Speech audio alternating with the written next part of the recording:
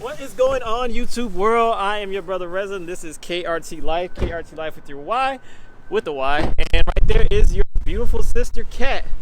And it is a beautiful weekend and a beautiful Sunday, and we got a little chilly, but we have a lot of things going on in life, and we have some big moves coming up that you know, we have to make some adjustments for in our life, but we can't really talk about that kind of stuff right now.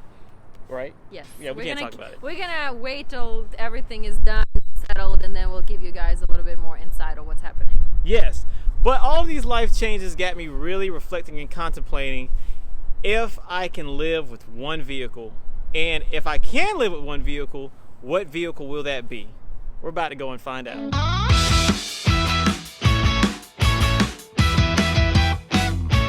So we got lots of life changes going on, and all these life changes really got me thinking, you know, about, you know, the whole car situation and all the cars that we have, and just being most efficient and effective that we can be with our money.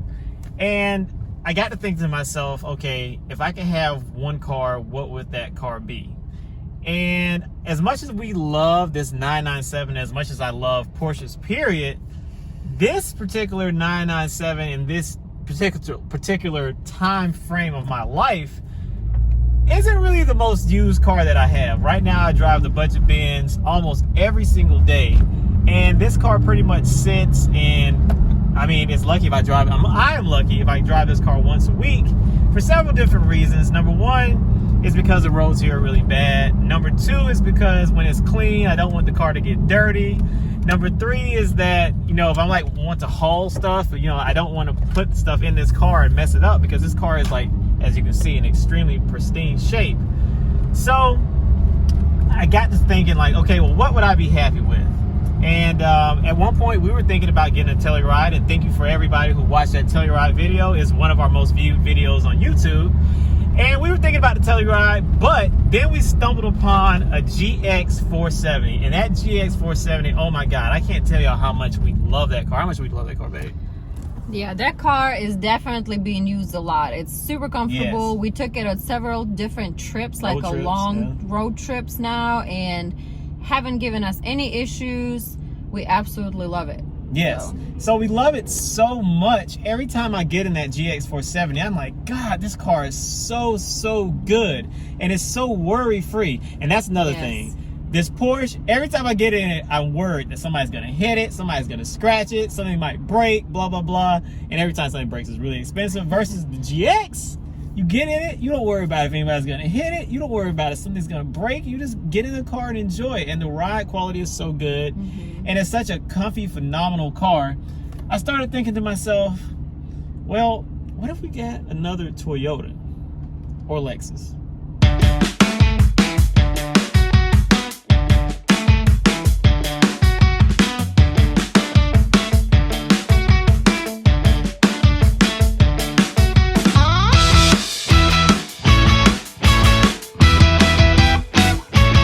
Arrived to the place that we were going to answer the question, maybe for once and for all, if I can have only one vehicle. So let's go inside and see what happens. Not trying to sound bougie or anything, but we were just sitting here chatting, and this dealership kind of feels like a hospital.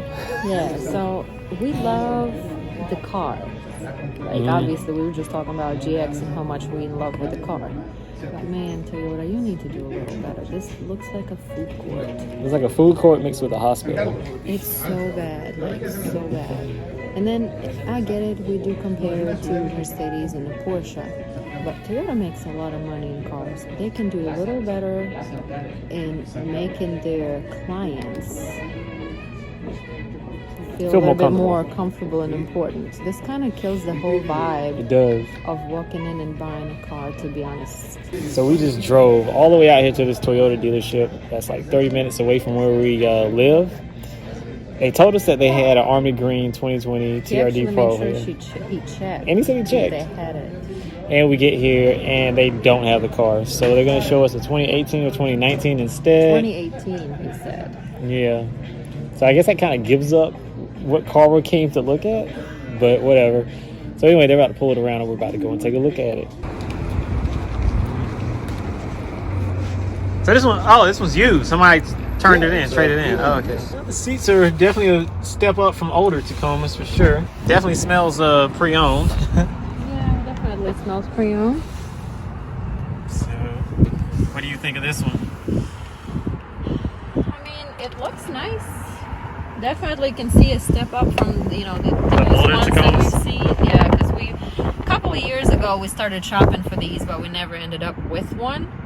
You think it's worth taking a test drive? I mean, we're already here, so why not? I know how they drive. Yeah. So, you know, the Might as well. Toyotas all drive the same no matter what kind of Toyota it is. That is also true. But I would say since we're already here, let's try.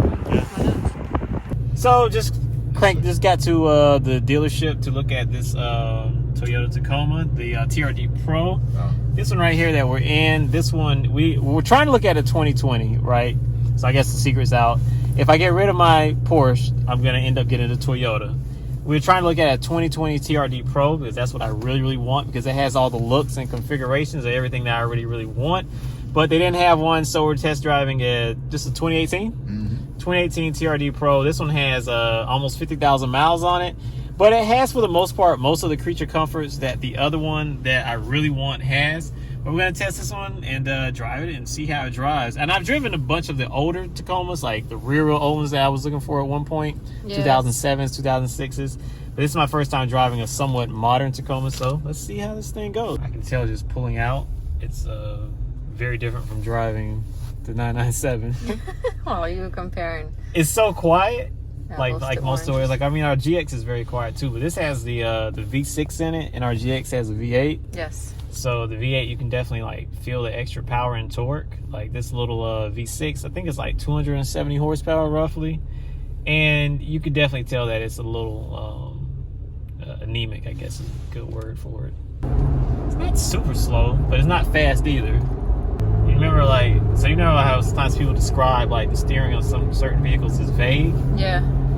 This is very vague. This is literally as far opposite direction of the McLaren that we were driving. Oh, we're talking about a race car versus, you know, well, I'm just driving saying, a like, pickup vague truck. steering, like, it's like, you know, you hear people say that when they review cars. Yes. But Now you the can really steering feel it. It's very vague compared to the McLaren. So the steering is kind of vague, but it's like, when I ask myself, can I live with this, just having this, and not having a 996, or 997 rather. I don't know about this sound of the engine either. But this one doesn't have a sunroof either. This one doesn't have it. That's another thing that I really wanted to Yeah. see how it felt with the sunroof. And like with the seat not being able to go up and down. This being It's going to be on the 2020. yeah, this is the manual seat. Yeah. You can definitely tell the difference with this manual seat, that it's just kind of like, you can feel like the lack of headroom, I guess. I wish I could put the seat further down. Yeah, so this one is in a stationary position. Yeah. And even though I'm a short person, I mean, I still have plenty of headroom, but it still feels like I'm kind of like up high. Well, I mean, it would just take some getting used to with this low ceiling. It feels like a low ceiling versus the GX has like a really, really high ceiling. Yeah, GX definitely. I do like this automatic rear window. I kind of wish it went down instead of across. I can't see. Oh, kind of. Yeah. I like that.